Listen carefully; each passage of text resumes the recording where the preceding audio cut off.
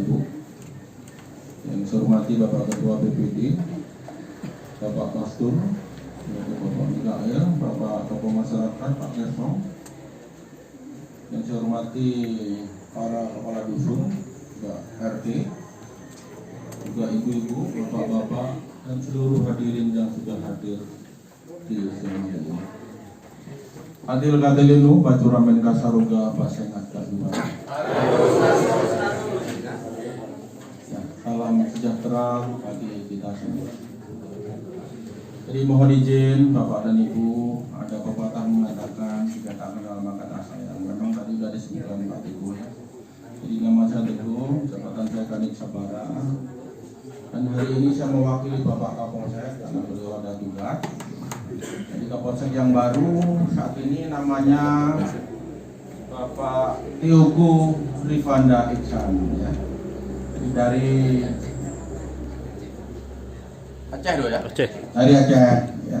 Beliau ini masih muda tapi dia hebat ya, cukup baik.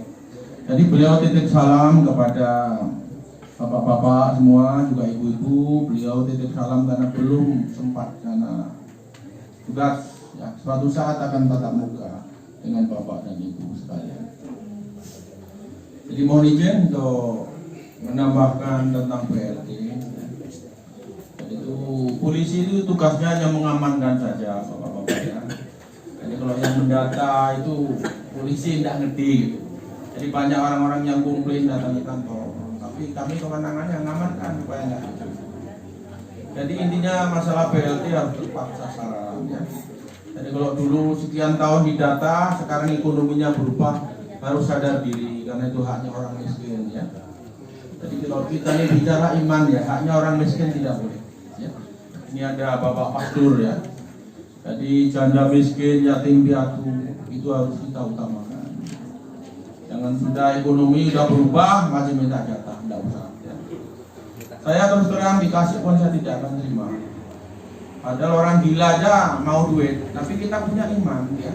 Jadi mohon kepada bapak-bapak dan ibu-ibu, urusan BLT kalau memang ekonominya sudah berubah lapor kepada Kades. Ya. Kalau saya terima lagi. Kemudian yang miskin sekali belum ada melaporkan diri ke Kades, nanti biar tidak lanjuti. Ya. Siapa tahu nanti ada pendataan ulang. Karena mungkin data yang dulu dengan sekarang sudah tidak akurat. Itu sehubungan BLT seperti itu. Ya. Nah, selanjutnya saya akan menambahkan juga sehubungan dengan penyakit yang lagi ngetren saat ini ya, yaitu COVID-19. Ya. COVID itu singkatan Bapak Ibu ya. Coronavirus disease. Ya. Jadi virus yang bisa menimbulkan penyakit. Dan penyakit itu ditemukan pada tahun 2019. Makanya dibilang COVID-19 ya. Jadi virus itu menyerang saluran pernapasan. Jadi orang itu kalau kena serang itu susah bernapas. Makanya bisa menimbulkan kematian. Jadi saat ini WHO atau Organisasi Dunia ya, World Health Organization. Jadi Organisasi Kesehatan Dunia. Dia juga menghimbau. Jadi kapan COVID itu berakhir? Belum ada jawaban yang pasti.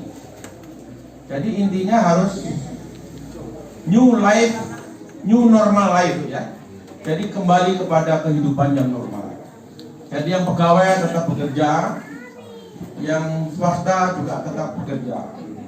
Supaya ekonomi tidak merosot ya. Karena kalau orang berlindung di rumah terus, bukan mati COVID, bisa mati kelaparan. Ya, kalau nggak punya duit, betul tidak? Jadi yang usaha tetap usaha, ya. Tetapi ingat harus mengikuti protokol kesehatan. Bagaimana caranya? Yang pertama, kalau nggak sangat penting janganlah keluar, karena lebih aman di rumah. Ya. Yang kedua, setiap keluar harus pakai masker. Kemudian di saat kumpul-kumpulnya harus pakai masker, Bapak Ibu ya.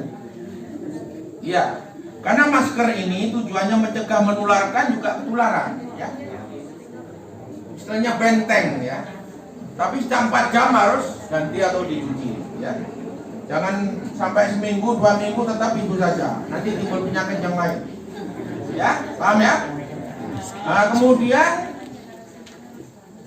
selalu rajin cuci tangan di air yang mengalir dengan sabun. Karena virus ini akan mati kena sabun.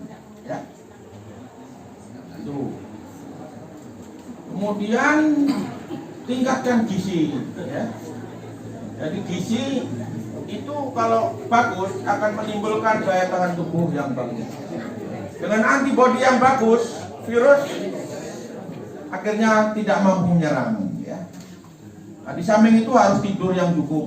Jadi bapak-bapak jangan ngembun, ya ngembun lama-lama tak ada guna ya. Ya kalau ingat lagu Irama begadang jangan begadang. Nah kalau saya lanjutkan nanti kebanyakan waktu. Yang selanjutnya olahraga ya, jalan kaki atau apa ya. Dan nggak kalah penting, yang sakit harus segera berobat. Ya jangan sakit nanti tahu-tahu virus nular. Kemudian yang dari luar, contohnya dari Malaysia, harus mengamankan diri di rumah selama 14 hari. Ya.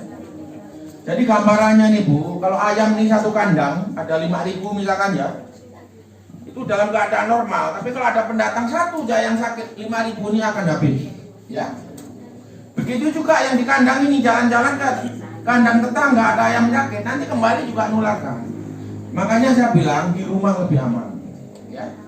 Jadi ilustrasinya gampang, tentang ternak ayam aja lah, nggak usah panjang lebar.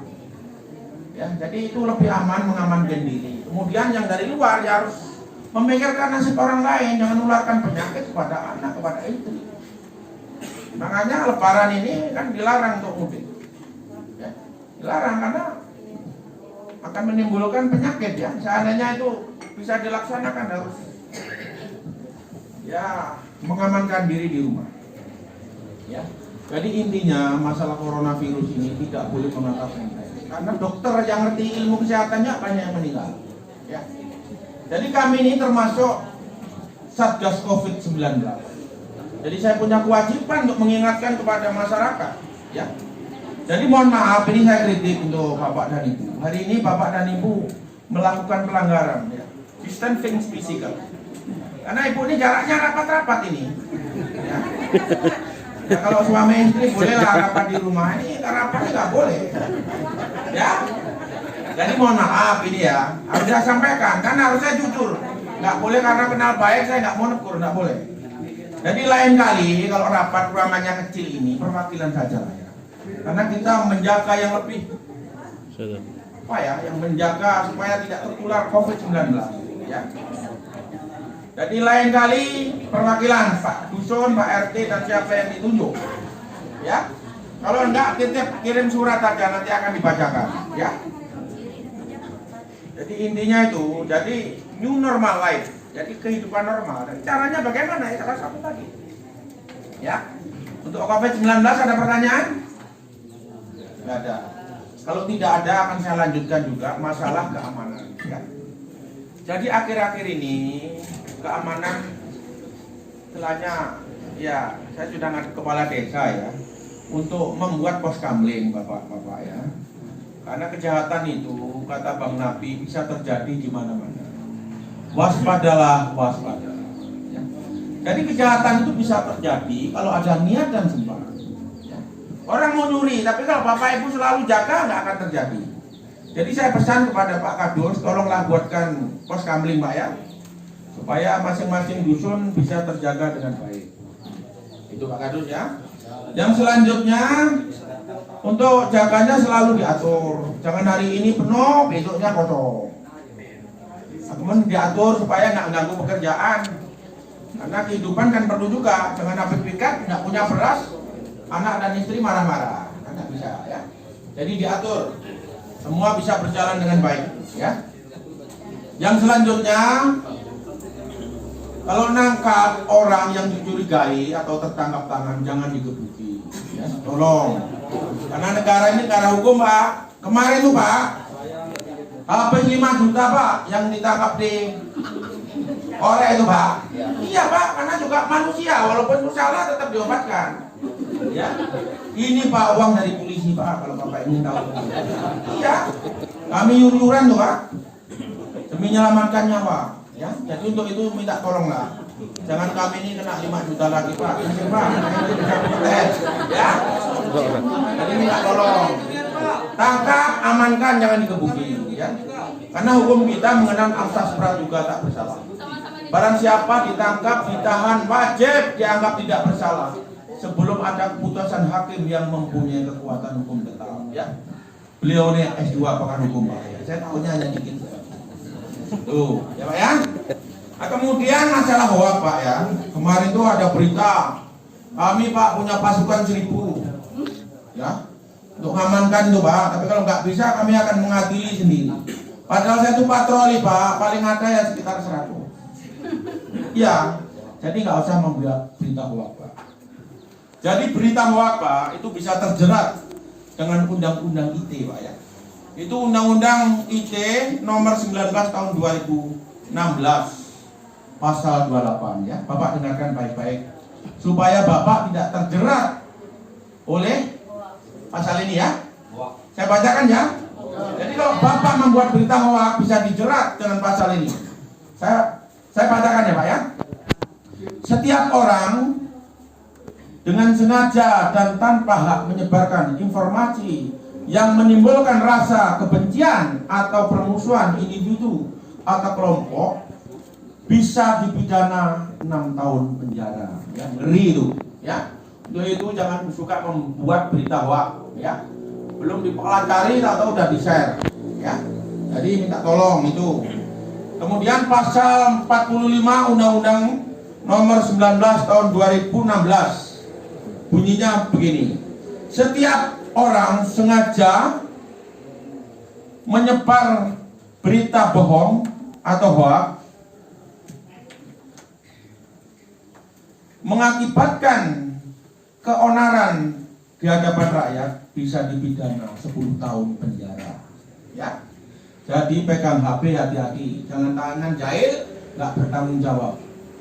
Nanti bisa dicari, ditangkap ITE, diproses Pak. Ya. Jadi saya ini menyintai bapak-bapak supaya nggak terjerat undang-undang, makanya harus saya sampaikan. Ya. Nah, kemudian Pak, saya pesan juga kepada bapak-bapak dan ibu-ibu, jaga kerukunan, ya. Jangan sampai berebut masalah tanah dan lain-lain. Hubungi Pak Kades, ya. Karena saya berharap kepada bapak-bapak ini itu rukun tentram. Tidak ada masalah, kalau ada masalah kedepankan hukum. Jangan ribut, main hakim sendiri akhirnya akan menjerat diri sendiri. Ya, saya rasa penyampaian dari saya untuk sementara sampai di sini. Saya berdoa untuk warga, semoga desa ini akan menjadi desa yang maju di bawah Kades yang baru. Bapak Rita Jaya. Saya akhiri, Adil Katalino Bacuramin Kasaroga Basengan Cak Jubata.